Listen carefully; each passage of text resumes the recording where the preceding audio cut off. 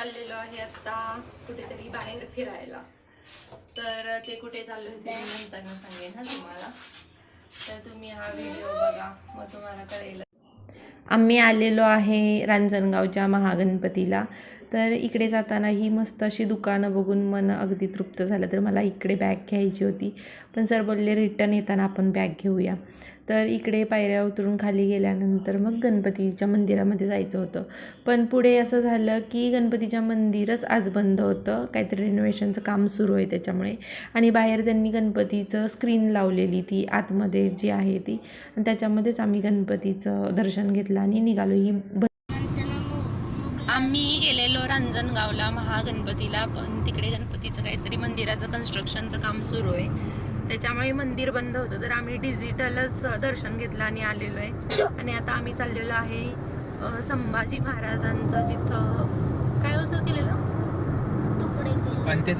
अंत्यसंस्कार केलेले तिकडे चाललेलो आहे. तर शिवणे गावाच्या इकडे आम्ही चाललेलो आहे. तर आता तिकडे गेल्यानंतर मी तुम्हाला तिकडचा व्हिडिओ दाखवते.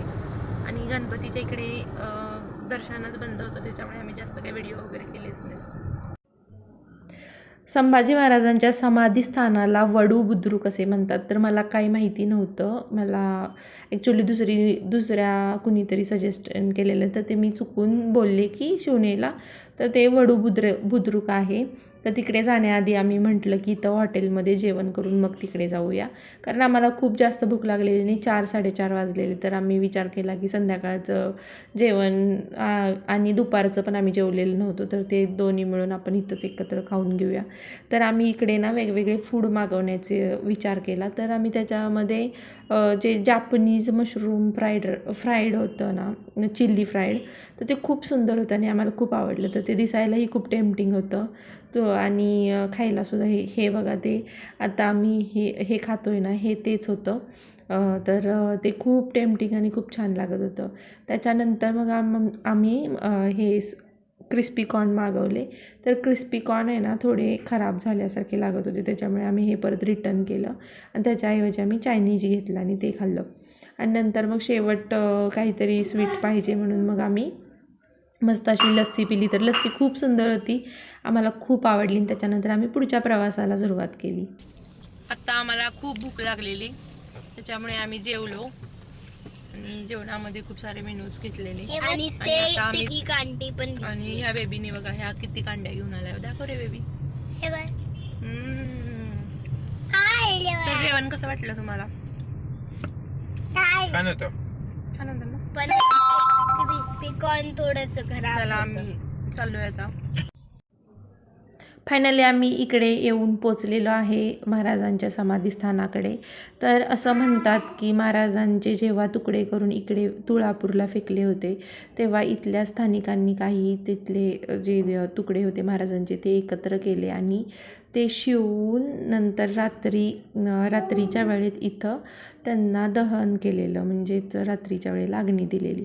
त्याच्यानंतर ह्या अस्थी जेव्हा यशवंतराव चव्हाण मुख्यमंत्री होते तेव्हा त्या लोकांना भेटल्या आणि मग त्यांनी इथं हे त्यांच्या काळामध्ये इथं ही समाधी स्थापन केली, असं मी तिथे वाचलेलं होतं. तर त्याच्यानंतर इथे खूप गोष्टी डेव्हलप केल्या गेल्या आणि आज ते खूप सुंदर, स्वच्छ आणि मस्त एन्व्हायरमेंट त्यांनी खरंच मेंटेन खूप ठेवलेलं आहे. आणि महाराजांचा जसा आदर करतात ना ती लोकं, तर ते मला खूप आवडलं, कारण तिकडे स्लीवलेस ड्रेस वगैरे अलाउड नाही आहेत आणि कसलेही ड्रेस घालून येणाऱ्यांना ते आतमध्ये एंट्री देत नाहीत. तर ते मला खूप जास्त आवडलं. तर इकडे बघू शकता महाराजांची ही समाधी आहे आणि आम्ही डोकं टेकवून पाया पडलो.